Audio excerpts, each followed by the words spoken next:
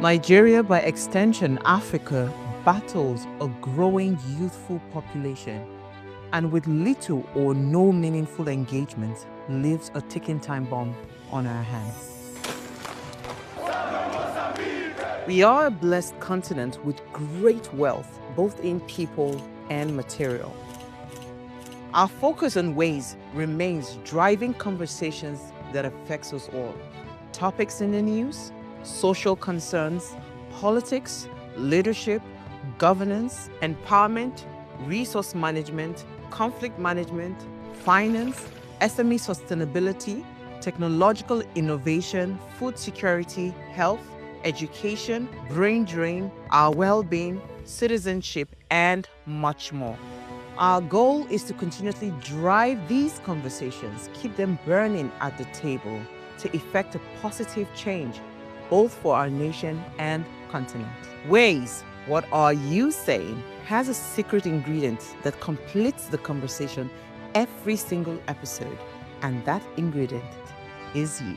Our past conversations shaped our yesterday. To shape our tomorrow, we must keep talking. So, I want to hear you. Be a part of our live conversations Mondays through Fridays. And let's all have our say. Nigeria, located in West Africa, is the continent's largest oil producer and has been a significant player in the global oil market for decades. The country's economy is heavily reliant on crude oil sales, which accounts for a substantial portion of its revenue. With an estimated 37 billion barrels of proven oil reserves, Nigeria has the 10th largest oil reserve in the world. The Nigerian oil industry has a long history dating back to 1956, when the first commercial oil discovery was made in Ololibiri in Bayelsa State. Since then, the industry has grown exponentially, with crude oil sales becoming a critical component of the country's economy.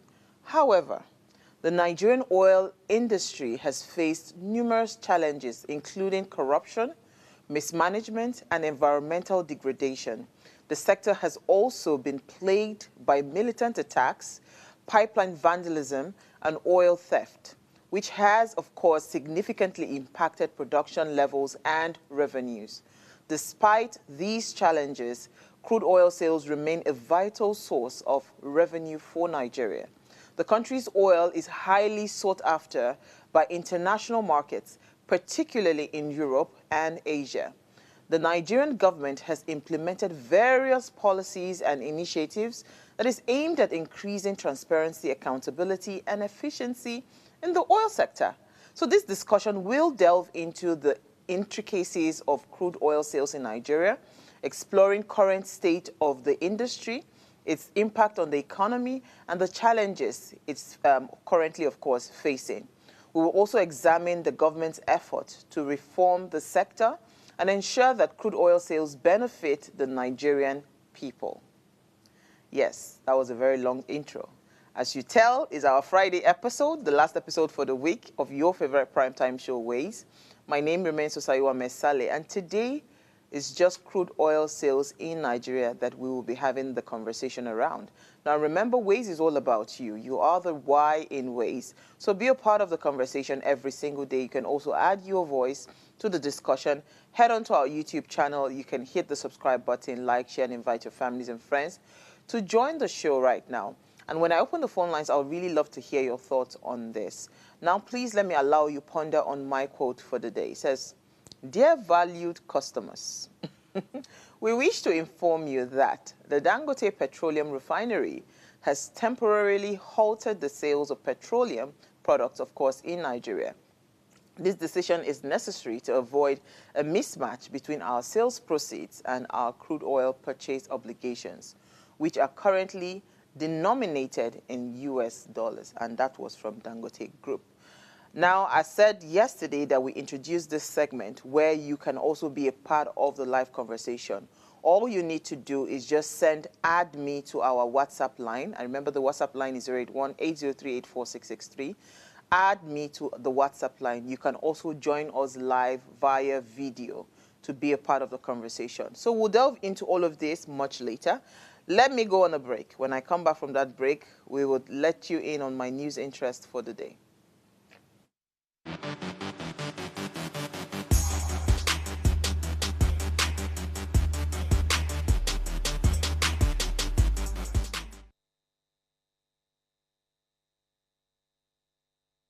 Life is made up of moments, some that fill us with joy, others that test our strength. Welcome to Heartlines. This is our space to explore the highs and lows of human connection, the love, the heartbreak, and resilience that shapes our life.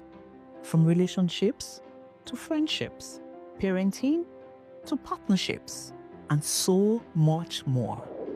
Every week, we share stories and conversations that define us, navigating love, separations, the struggles of parenting, dealing with anxiety and managing the pressures and stress of life. Real conversations that bring us closer, helping us heal, grow, and connect. So join me Mondays through Fridays at 10 p.m. for Heartlines, the show where we'll connect hearts, have real conversations with real people, one story at a time. Tell us you're a Nigerian without saying a word. Energy security is one of the most pressing issues for many developing countries like Nigeria. And if there's going to be any meaningful progress, addressing our energy issues is non-negotiable. I need to see light from my house. Make them do something. Band A is expensive. I literally have to turn off all my appliances just to reduce costs. We need light. Introducing the Energy Outlook, your go-to show for everything energy. Every week, we'll bring you the latest insights, innovation, and in-depth analysis of Nigeria's energy sector. From policy discussions to regulatory insights, we will analyze the key decisions influencing growth and sustainability in the energy sector. We'll bring you the human stories behind the headlines, giving you a personal perspective on the broader energy challenges. Join me every Friday at 6 p.m. for the Energy Outlook, your guide to the future of energy, where energy means business.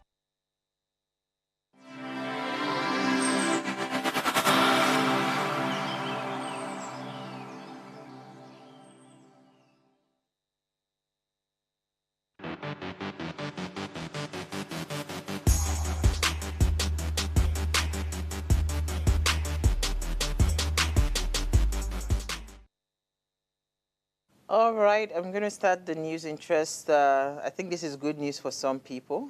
For the longest of time, HND graduates have been having issues. So the federal government approves NYSC mobilizations for full-time HND graduates. They've officially approved that mobilization for the higher national diploma graduates for NYSC core. And this was made in a statement in Abuja by the ministry's Director of Press and Public Relations. So following the discussion with NYSC Director General, only those who have completed their HND through full-time studies are eligible for mobilization. He described this as a significant breakthrough addressing long-standing exclusion of HND graduates from NYSC scheme.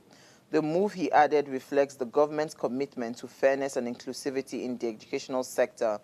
However, he clarified that HND graduates who completed their programs through part-time studies are not eligible. So to ensure a smooth process, the National Board of Technical Education has been tasked with compiling data on eligible graduates. Additionally, all polytechnic rectors have been directed to also upload relevant graduate information to a newly created HND admission portal. So this is good news, because we've always had these issues with HND holders and BSc holders and how it seems like, they didn't matter. So this is good news, for them. All right, so I'll move on quickly to PDP. Right, the Osun State chapter of the All Progressive Congress has accused the state governor, Ademola Adeleke, of planning to install his kingsman as rector of the state's College of Technology in Esa Oke. Now, the allegations was contained in a statement that was signed by the spokesperson, Kola Olabisi, But state chapter of the PDP have also dismissed this allegation, stating that it would be wicked to stop qualified Ede indigents from aspiring to reach the peak of their career simply because they are kingsmen of the governor. And I think that is a, what's it called? That is a valid, what's the word? It's a valid point. Yeah, and I saw earlier somewhere that the governor has declared curfew, just to calm the tensions down. So now a lot of governors are being careful before they declare state of emergency on them. So the governor has declared curfew just to calm the tension down. All right, so I saw this story and I thought it was important for us to mention that the Ministry of Finance Incorporated Real Estate Investment Fund has successfully closed its 250 billion pilot fundraising, marking a major step towards bridging the country's housing finance gap. Now, the 100 billion Series 2 issuance was fully subscribed, reflecting strong demand for institutional investors and affirming market confidence in the fund's structure and long-term potential. This achievement follows the MOFI's initial, 150 billion investment in Series 1, with the Series 2 offer attracting robust private sector participation. This shift, of course, underscores the private sector's readiness to invest in structured housing financing solution, providing affordable house ownership opportunities to Nigerians. I think this is a very good move. Someone just recently bought a house in the US and, just based on her finances and all of that, and after the credits have been done, the check and all of that, she was approved. And, yeah, the interest rate might be crazy, but at least she has the opportunity, instead of just paying, paying, what's the word I'm looking for now? Rent on a monthly basis. She's able to pay those monthly rentals, I'll call them, towards owning that property, like rent to own kind of structure. I think this is a great move, and I feel like we need to expand this because, first of all, housing is quite ridiculous in terms of the pricing. So if at all somebody's even coughing out that amount of money buying that property, or rather renting that property, it would be nice if that mortgage culture, comes alive, so that when you're paying that money, you're paying towards owning that property instead of just because somehow inside of my spirit, I just feel like sometimes when we rent properties, especially at those exorbitant costs, I think we're just burning money, like we're literally carrying money and throwing it inside fire. That's how I think, right? Correct me if I'm wrong, but that's how I think. So any system that would allow people to start to intentionally build a structure of paying a mortgage, payment towards owning that property, of course, is welcome any day, anytime. So this is a good move. I'll say well done to the government.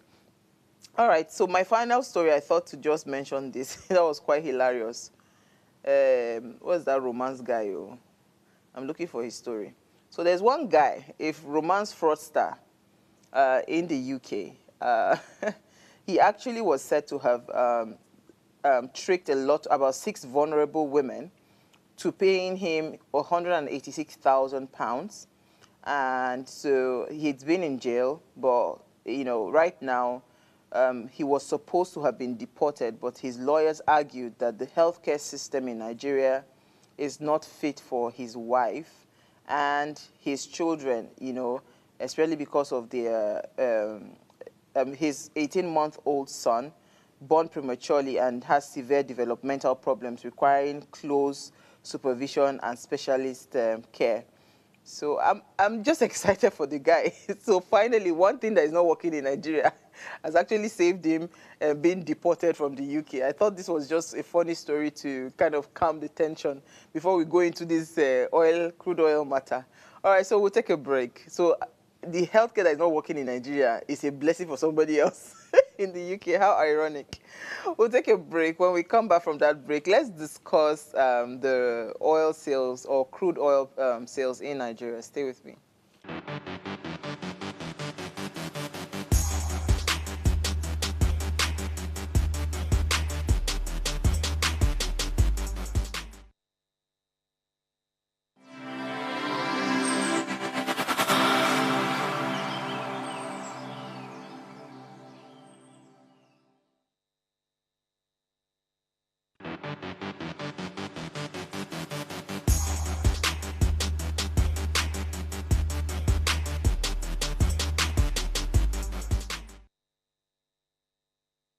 Thanks for staying tuned. Now, Dangote Petroleum Refinery's decision to hold sales of petroleum products in Nigeria is a result of the stalled Naira for crude talks with the Nigerian National Petroleum Company Limited, that's the NNPCL. Now, the refinery, valued at $20 billion, is based, of course, in Lekki, Ekpe area, and has been negotiating with NNPCL for a local currency deal, of course, which they granted between the period of 2020, October 2023, 2024, and it is expiring at this end of this March, right? So the federal government scheduled a meeting to address this crisis with a panel set to reconvene to discuss the Naira for crude contract that is expiring at the end of this month. Now, the meeting aims to resolve the issues surrounding the contract, which has led to the uncertainty in the petroleum product pricing. So the solution has, of course, or rather this situation has sparked a lot of concerns among Nigerians, with some expressing worries about potential fuel hikes. There are speculations that the Nigerian Petroleum Company Limited, as NNPCL, had pre-sold large volumes of our crude under the Buhari's administration, leading to a shortage for local refinery.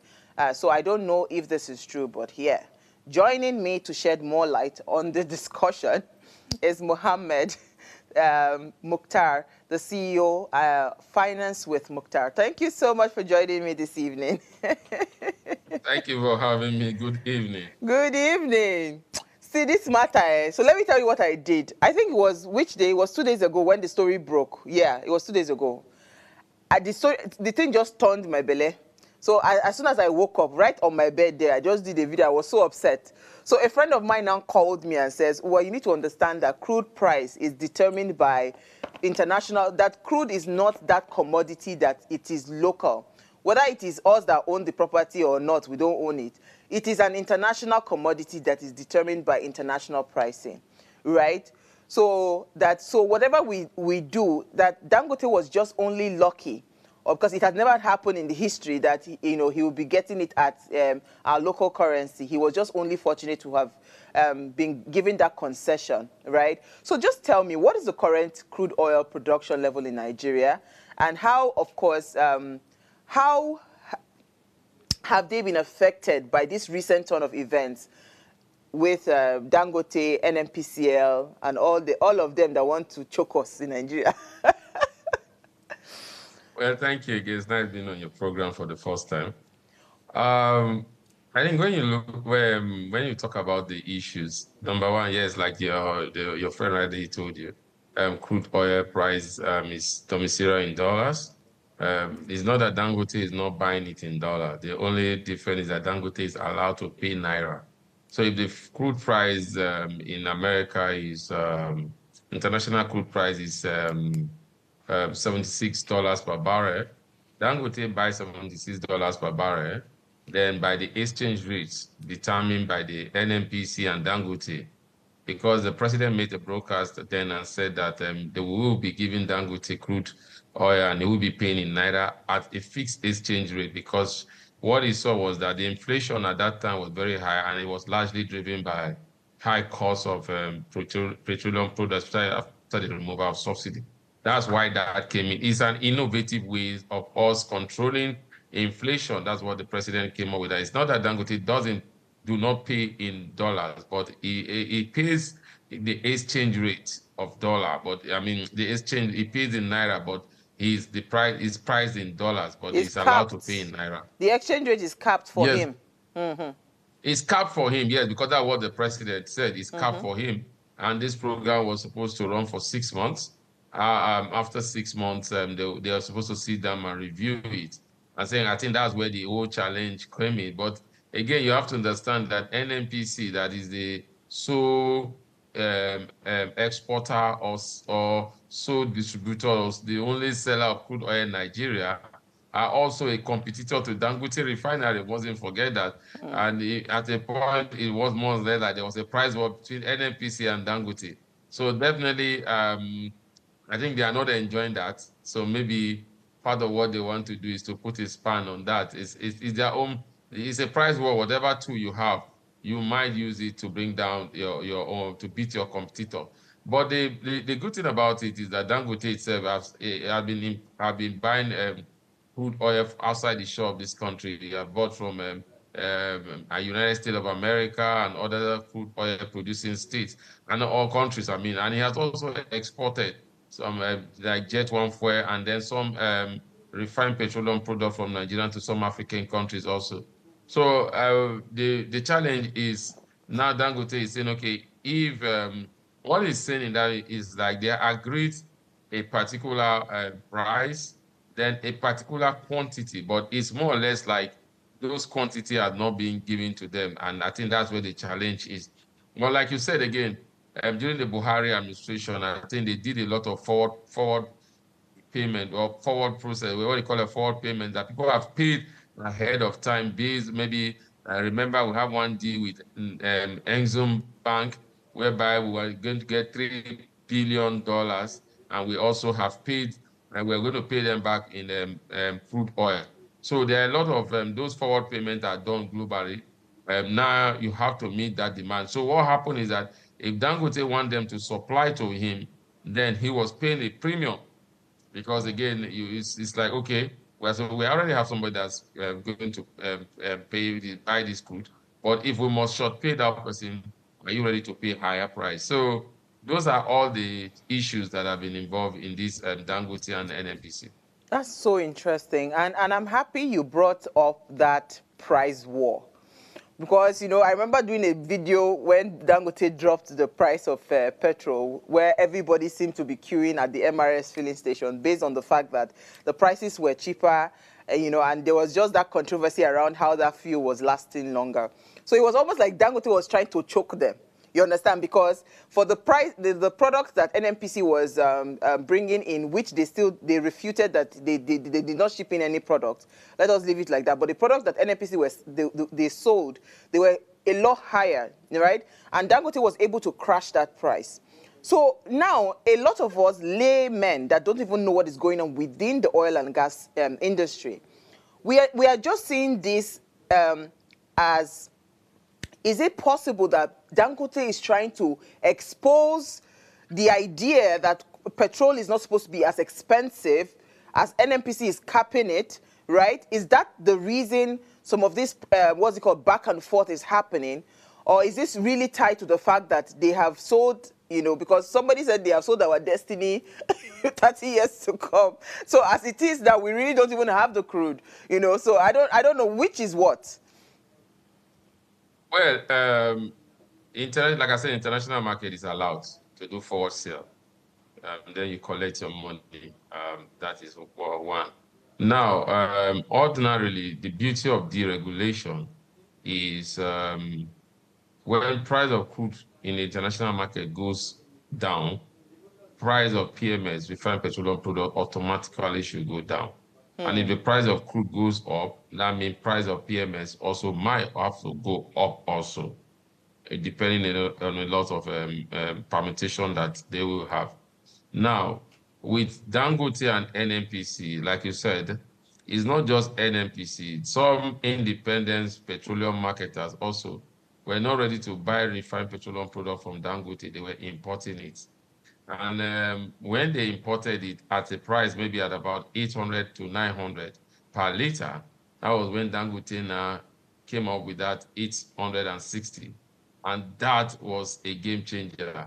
I was made to understand that some of these importers lost as much as 70 billion every day by that singular decision by Dangote.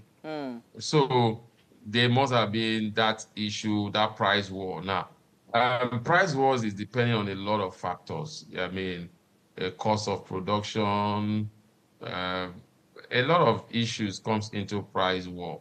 So it's more or less like Dangote has the refinery. The refineries can do more than what the crude that he was getting from NNPC. Now, my challenge with this agreement is one, we don't even know. The president said a particular quantity will be given to Dangote at a fixed rate. Up to this moment, neither Dangote nor NNPC have told us what that fixed exchange rate was. What was that fixed exchange rate? Was it 1,500? Was it 1,200? Was it 1,300? Now, in a deregulated environment like what we are saying, the first will definitely enjoy a lot of monopoly. And so that's why when people shout, oh, Dangote is enjoying monopoly, I tend to say, look, listen, when you are the first to bring a product, you remember the telecom sector. At the time, we Yeah. have only First then movers Econet and advantage. MTN. Mm-hmm. Yeah, they now came in and said, oh, we cannot do per second. It will take us 6 months. It will take us 3 months. It might even take a year before they can sweep their system to per second. Then Globacom came in immediately and said, we'll start per second billing immediately. And before you know it, within a week, both MTN and then Econet swapped to per second. So because now somebody came in there that was going to break their monopoly. So for now, it might be like if Dangote is the king in terms of refined petroleum product. What we know is that other refineries are springing up. But that will come with its own challenge, which will be, do we have enough crude to meet this local refinery now? That's a new problem. But for me, it's a good problem. But the fact that we can refine and then we are not importing any single liter, and the problem is if we have enough crude. Now, remember, it's not that we don't have enough crude, but it's as a result of oil theft. As of today, we've not been able, OPEC quota that we as a country said we'll meet was about 1.5 million barrels per day. The president benchmark for crude oil is about 2.06 million barrels per day. At the last OPEC data that was released, they said that Nigeria was only able to do 1.4 million liters. So we're already having a shortfall. So it's a big challenge. But like I said, it's a good challenge. So maybe we need to open up more oil well and then begin to look at that area of force. But I was made to understand there's an agreement that said local demand must be met first before you are Yeah. even Before you then exporting export. any product. So Absolutely. that agreement is where we need a president that have the political will to say, look, this is what is to be done. We need our local refinery to begin to work because according to this agreement, you must meet local demand before you export. But like you understand, like I said, NNPC is a competitor with Dangote refinery. We shouldn't forget that there was a time that they said Dangote fuel does not meet international standard. It was coming from the NNPC. It was not even coming from anybody. So they have that back and forth. But one thing we must know is that the whole back and forth that is happening today is as a result of Dangote has been able to fight a certain cabal that used to make Nigeria resources. Yeah, absolutely. And you know, the thing is, so when my friend was talking, he said Dangote is also not a saint. You know the way he moves. He moves with the intent to monopolize that space, to dominate that space. I said, of course I know. I don't have a problem with him monopolizing that space, as long as he is also checkmated. Now, the challenge, I mean, you mentioned that our barrels per day is supposed to be about 1.5.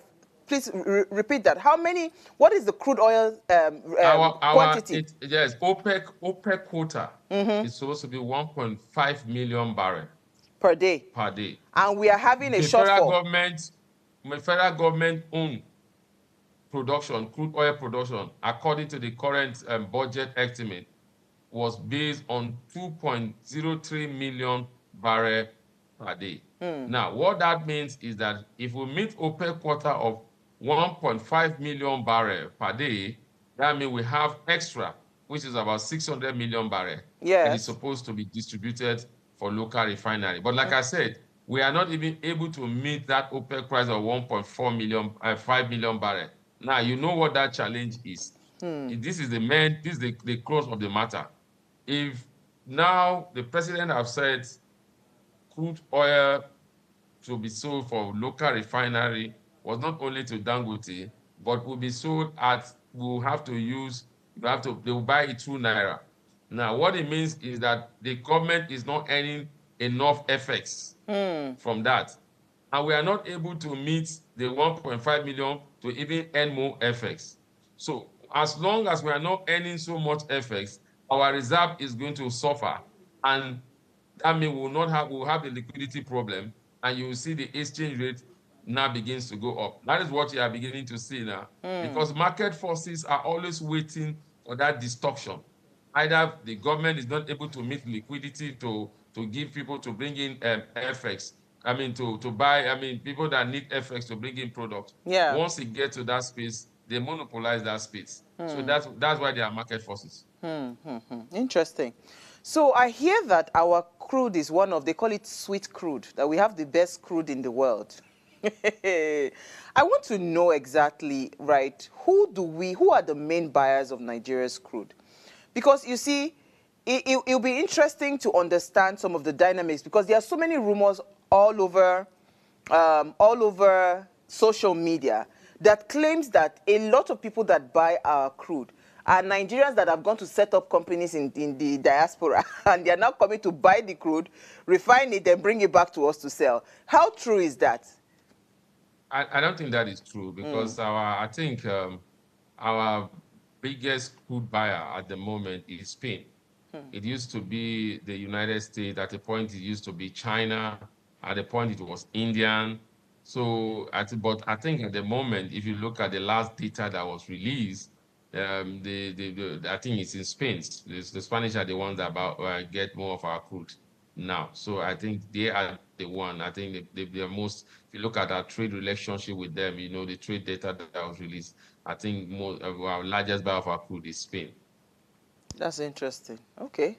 So that debunks that myth to say that there are some... Look, I don't... Let me tell you something. Because, you know, some of these our people are powerful, though. No, business, when you're in business, as long as it is done, I can set up a company outside the shore of this country, and I want to buy Nigerian crude. Fine. As long as I'm going to pay the real value for the crude. And if I think I will not make it into PMS and then bring it to Nigeria to sell, if the market is available, why not? But now, if you are bringing in, your own will be more expensive. Ordinarily, it should be more expensive than producing here. But the challenge here is cost of production in Nigeria is very, very high. Because you have to provide power, cost of transportation, levies, charges, taxes, and everything. So it now makes imported goods cheaper than local goods. So that's where the challenge comes in. But like I said, most of the people that imported fuel and into Nigeria got their hands burned when Dangote brought down this price. Now, did Dangote bring down that price based on markets? The price of crude came down drastically? I don't think so. Remember, he said it's a 30 days type of fuel PMS reduction because of those that are celebrating Ramadan. And now this is the challenge. Ramadan ends maybe on the 30th of this month. The crude agreement, Naira-dollar agreement ends on the 30th of March. So are we going to see a price increase in April? Wait and see. Okay, let's go on a short break. I don't know whether I'm feeling a lot more depressed right now. Let's go on a short break. When we come back from that break, we'll continue this conversation. Stay with me.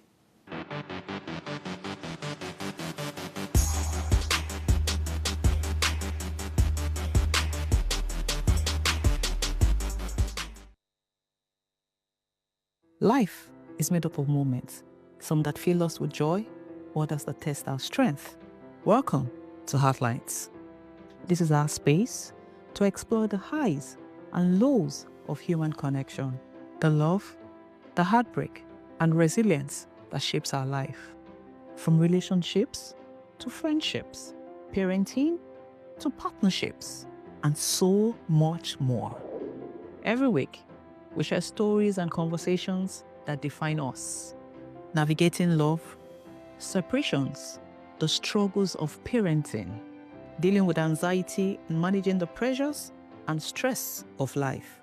Real conversations that bring us closer, helping us heal, grow, and connect. So join me Mondays through Fridays at 10 p.m. for Heartlines, the show where we'll connect hearts, have real conversations with real people, one story at a time.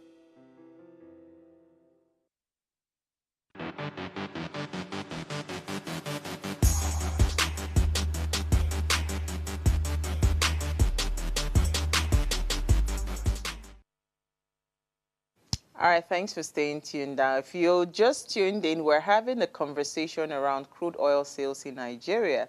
Now, please let's hear what you have to say. Remember, you can join the conversation. Send us an SMS or WhatsApp to 081-803-84663. You can also call our phone lines. The numbers to call is 07025007749 or 07014242420. Let's hear what you have to say. If you want to join us via video, remember, like I said earlier, you just need to send it, add me to our WhatsApp number, and we'll add you on the Zoom call. Okay, so Muktar, before we went on the break, do you know why I said I was a bit depressed? Because, so I don't like this tokenism idea that you think you're doing us a favor. If the prices of petrol can go down, why can it not just go down? Why must it be tied to something? So when people are no longer fasting, if there's no longer Ramadan, it means that we should all, as if our economy is any better. It's a very, very, sometimes when I hear these things, it's supposed to make some people happy, but it makes me really sad. So, because it says that, yeah, go ahead. I don't agree with you. I'm in business. We have Christmas sale. So he's doing a Ramadan sale. So it's all about business. So let me explain. It's a Christmas sale can last for 1 month before Christmas. Then after that, they say you can't buy at that price. So for me, that was a business decision. Maybe decision. Yeah. But again, you and I know that there's a price war. And at that time, I told you that a lot of importers were bringing in product outside the shore of this country. And some of them were saying that their products, the product that they were bringing in was cheaper than what Dangote was giving Nigerians. They were going to sell cheaper than him because at that time, the landing costs, everything has gone down. So they said the landing costs and everything has gone down to about, I think, 800 and something. And at that time, we're still having it at 920. So they were saying, okay, that means so. But again, he looked at it, maybe that was his own way of getting back at them. Remember, again, before this decision of, will we renew the Naira to dollar deal, just a week before then, they came out and said that the cost of importation of fuel, landing costs and everything has gone down to about, I think about 797 Naira. So you are saying that they are now saying it's cheaper for us to import. If we bring in our product, importing it is cheaper than what you have in Dangote. That's the beauty. The regulation does not stop you from importing. But the challenge I have, before now, the CBN said our FX volatility, the kind of volatility we're having in the FX market was largely driven by those that import refined petroleum products.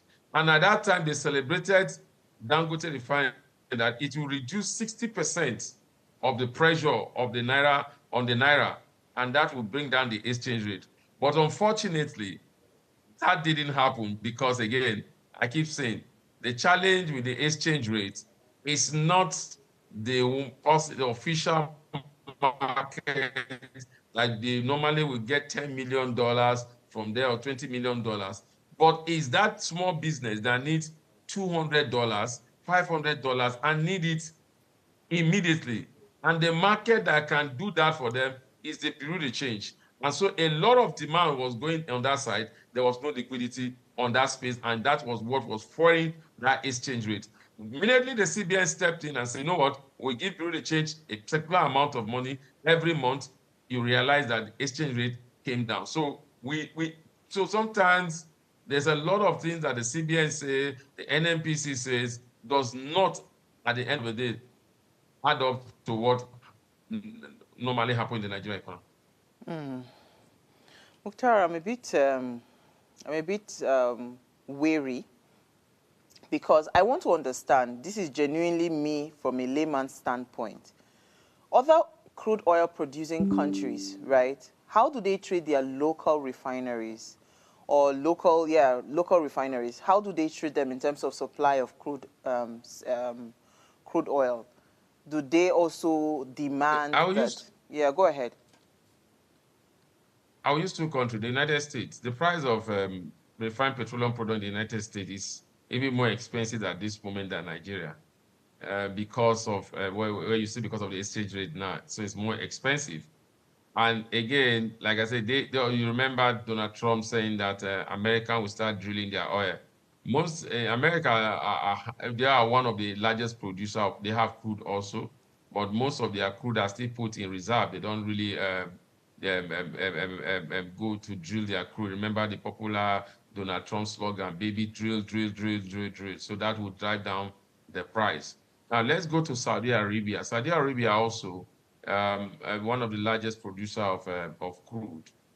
You realize that their price also and that of Nigeria is different because their own is more expensive. So most of their local refinery also buy crude with dollar and then do the, make it into refined petroleum product and other. But the difference between those companies, those countries and Nigeria is the inflow in terms of effects into their economy is very high.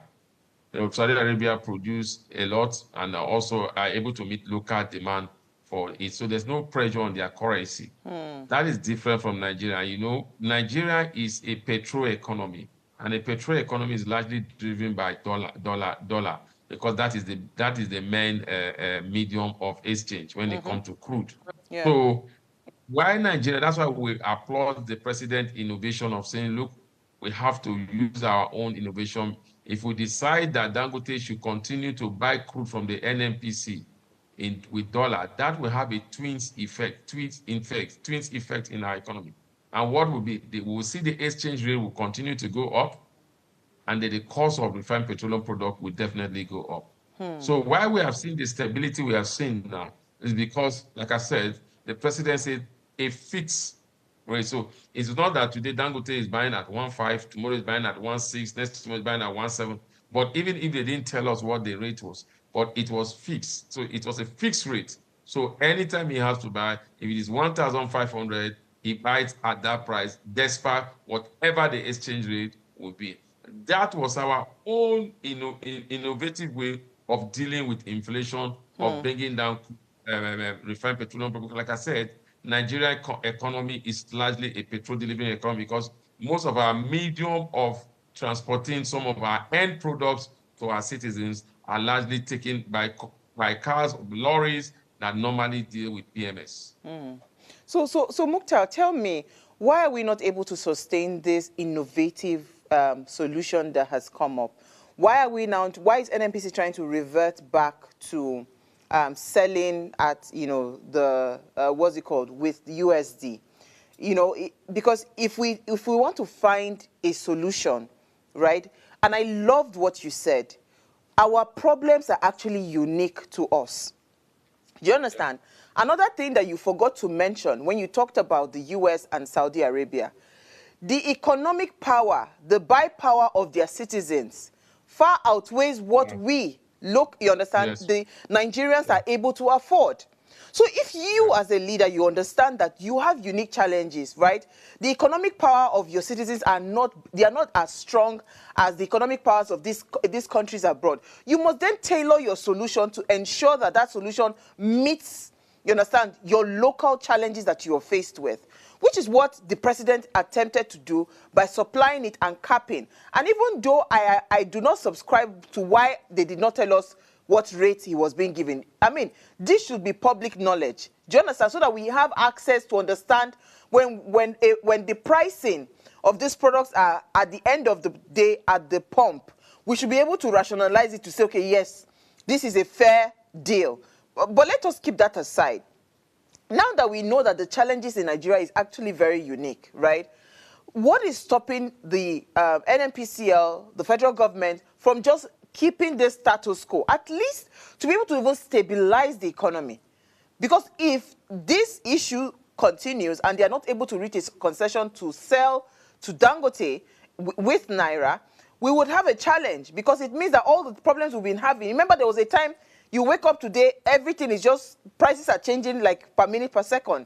So how do we sustain this? What would it take for the government to say, you know what, let us sustain it as it is? Or is this something that is impossible to do? It's not impossible to do, but like I said, if NNPC, I keep saying, it's a competitor with Dangote. And so they want to have that advantage over Dangote. No, You but mustn't forget that Muktar, first of all, in fact, let us even address this issue of being a competitor. Is NNPC supposed to be a competitor with Dangote?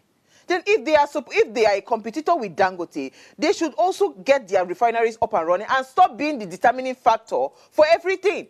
You cannot eat from two sides of your mouth. You want to be a regulatory body, at the same time you want to be a company. You have to pick one. No, they are not the regulators. That we must clear that. But We they have a control, regulator for them. NNPC to some extent control prices. They control prices because they have the market advantage. Like you said, they are the only ones that sell our crude. So, and that is why sometimes Dangote will go out of the shore of this country to import its own crude. If it will help, but the price, that means the price difference will be there. Now, let me tell you something. If today that deal is not more in effect, what it will be is that we'll go back to, you see, there will be a reversal. The queue that you used to see in MRS will move now to NNPC. I went to get fuel in an NNPC station and I saw that I was virtually the only car there. And I asked the guy, I said, all of a sudden I'm the only one here. Because now people are looking at the difference. There are other filling stations that are selling almost at the same price with NNPC. But what you will see then is that NNPC will be the cheapest, like what was obtained before this deal between MRS and Dangote. So definitely NNPC is looking to take market advantage. You also don't forget that NNPC is no more a federal government parastatal. NNPC is now a limited liability company and might be listed in the stock exchange, according to the group managing director, before the end of the second quarter. So they are no more, they are also looking for where to make money for their shareholders also. So, yeah, so that's why I'm saying, Muktar, they are now NNPCL, right? Yes. The point is, why are they still the sole, sole custodians of crude oil sales? Why also they? So why can't we democratize that? That's a constitutional. I think that's a constitutional issue. Just like every effect that comes from the sale of crude oil does not go into commercial bank, goes to the CBN. If we have commercial banks now become partner with NNPC, maybe by now the exchange rate would have gone down, because what it will mean that the commercial banks will have some of these dollars of NNPC in their own books. So, but NNPC, every sale from NNPC goes to CBN. So the same thing, every crude sale in this country will be done by NNPC. It's a constitutional issue. And that was done because we didn't think we'd get to this level. That means our leaders were not forward thinking, because they felt that NNPC will continue to be a government parastatal. And so they did. So if they have made it in such a way that they know that one day NNPC will be deregulated, then other companies will begin to also produce crude and sell. But you must forget that we have also people that have licenses also to produce that drill crude in this country, not even refined. Most of them are not ready to sell to Dangote for Naira. They also want dollar, because most of their equipment comes in with dollars. So the only company that have agreed to that deal, because they are still largely owned by the federal government in terms of the shareholding structure of NNPC, was NNPC. So Dangote cannot buy from, or maybe all these are local, even from Shell, even from Chevron, and tell them he wants to pay them in Naira. They want their money in dollars. So it's a dicey situation, but I think the president needs to come in and make sure that this deal should continue. I'm surprised that they are waiting till now to come and begin to sit and think whether they have to extend it. I think that should have been done like 3 months ago, so everybody knows where they are. But like I said, Dangote is also complaining that the amount that they promised to give, they are not giving at that amount, and he has made provision for that amount. Maybe he has done his own forward payment also to NNPC. So there's a lot of things that both Dangote and the NNPC are not telling us. That's why I'm saying that a lot of things is not clear. It's within the president, it's Dangote and NNPC. They need to come out clear, and then we'll begin to know where we are going to. Okay. So is there any chance that, based on the fact that our leaders, as you rightly mentioned, that they were not forward thinking about a point where NNPC will become a limited liability company, right? And so a lot of things were not, there were provisions that were not made for this structure, The Petroleum Industry Act, right? Is there any way that some of these things can then be probably maybe revisited and amended and all of that? Maybe those are the kind of reforms we should be calling for. Then you have not answered my question. What will it take for NNPC to leave it as status quo, to sell to Dangote with Naira? What would it take for them? Like, what would it cost them? It's simple. It's just for the federal government to say, continue with that deal, because the federal government is still the largest shareholder in NNPC. Unless the federal government are also not ready for the deal to continue. You know, there are a lot of forces that have been against this deal. I think the president wanted this deal to go on, but maybe those forces are now beginning to win him over. Maybe they don't want this deal to continue, because I think it's the best deal this administration has ever had. And they need, if what we are seeing today in terms of reduction in price of goods and services may not have been as large as we thought, but that was largely driven by this coming down of refined PMS in the market. So I think the ball is in the hands of the federal government. They are the largest shareholder. They own 40% of, I think 50% of NNPC, and the Federal Ministry of Finance also owns another 50%, according to the Petroleum Industry Act. So they are saying control. They are the largest shareholder. NNPC again emits money into the federation account on behalf of their own shareholders, which is the federal government, who in turn now share it to the 3 tiers of government. So it's still in the hands of the federal government to do the needful. Awesome, awesome. So on the Petroleum Industry Act, anything would you suggest to the government to probably take a look at to readjust some of these, what's it called, shortfalls? I think in that act there are provisions, but again, those provisions comes with condition. Let me give you one in that act says that any community that's able to protect pipeline will have 5% of the revenue of the crude that pass through that side. That's a lot. But all this, yeah, that's a lot. I mean, they were even looking for 10%, but that was means of protecting those pipelines. So by the time you protect it, we'll be able to produce more. And so that means you also have something. So that is what comes in those acts. There are a lot of provisions that are in those acts that are very, very nice. But unfortunately, I don't think we are operating that act completely as it stands now. We are not operating that act completely. The only aspect of that act that I think that we are operating now is the deregulation part of it. All other parts of those acts that will help bring down production, look at not giving unfair competition to whoever, those parts are not being looked at. The only part that the government have been able to execute at this moment is the part that concerned them, which was that they were paying subsidy. So according to the act, subsidy should go. That is the only part that the government have been so careful to make sure that part sees the light of the day. Other aspects of the Petroleum Industry Act, I think they are still in limbo. Thank you so much, Muktar. I mean, you've been an amazing guest. So do you have a final thoughts for Nigerians? Let us brace up. In case they are not able to change this, what is your final thoughts to us? We'll all be going to NNPC and Q, because I can assure you NNPC price will still remain. But you know what, Muktar, I'm not going to buy NNPC fuel again, because I have I've seen the light. MRS fuel, it lasts longer in my tank. I don't know about anybody else, but well, I don't fully ascribe to that. But again, I heard that said and done. But let's look at it this way. I think the government need to act and save the common man. It is you and I that are enjoying the benefit of the regulation. Absolutely. Of this low price, low price of PMS, because the ordinary Nigerian cost of transportation hasn't come down, despite that petroleum price has come down. Yeah. So let's face it, because the cost of transportation is still high. People are still paying 1,000 naira from Bagada to Oshodi. It has not come down. The reduction in price has not brought down the reduction in terms of transportation. We are the same thing with aviation fuel.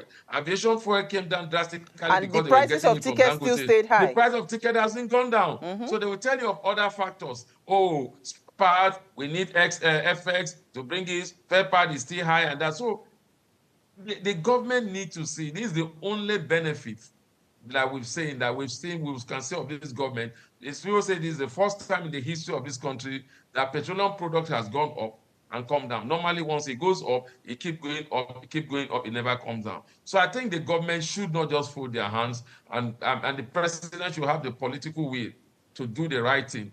Just like since he has so much power and political will to declare a state of emergency, Absolutely. please, it's time for him to declare a state of emergency in the oil sector and say, the state of emergency, we declare it, Dangote, you must do that deal between Dangote and NNPC. It's an emergency, and it's going to run for 1 year or 2 years. We shouldn't be doing that 6 months short time. I think they should give it a long 1 year. And then Absolutely. with that also, the kind of support Dangote had to build the refinery should be extended to other people too. Other So that people, Dangote yes. will not monopolize that sector. Absolutely. And so we'll have a lot of refineries, and then the competition will come in. Definitely, at the end of the day, the masses will enjoy. Oh, thank you so much. What a fantastic way to wrap up the weekend. Thank you for your time. We hope to bring you back again. I didn't realize that you had never been on Waze, so welcome, officially. Thank you so much. Thank you so much. All right, so before we go, ensure you interact with us across all our social media handles. Engage with us on social media, like, share, and invite your families and friends to watch. If you missed our quote for today, it says, "Dear valued customers, we wish to inform you that the Dangote refinery has temporarily halted the sale of petroleum products in Naira. This decision is necessary to avoid a mismatch between our sales proceeds and our crude oil purchase obligations, which are currently denominated in US dollars." And this was from the Dangote Group. So let us pray, fingers crossed. On Monday, we're hoping that, you know, they will reach a consensus, whatever it is, and maintain status quo for our sanity. I'll see you guys on Monday. Enjoy the rest of your evening and your weekend.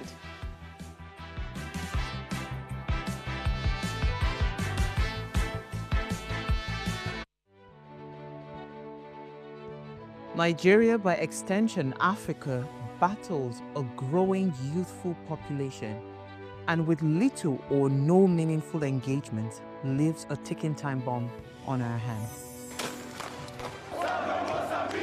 We are a blessed continent with great wealth, both in people and material.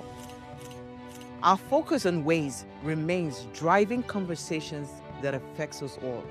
Topics in the news, social concerns, politics, leadership, governance, empowerment, resource management, conflict management, finance, SME sustainability, technological innovation, food security, health, education, brain drain, our well-being, citizenship, and much more. Our goal is to continuously drive these conversations, keep them burning at the table to effect a positive change, both for our nation and continent. Ways, what are you saying, has a secret ingredient that completes the conversation every single episode, and that ingredient is you. Our past conversations shaped our yesterday. To shape our tomorrow, we must keep talking. So, I want to hear you. Be a part of our live conversations Mondays through Fridays. And let's all have our say.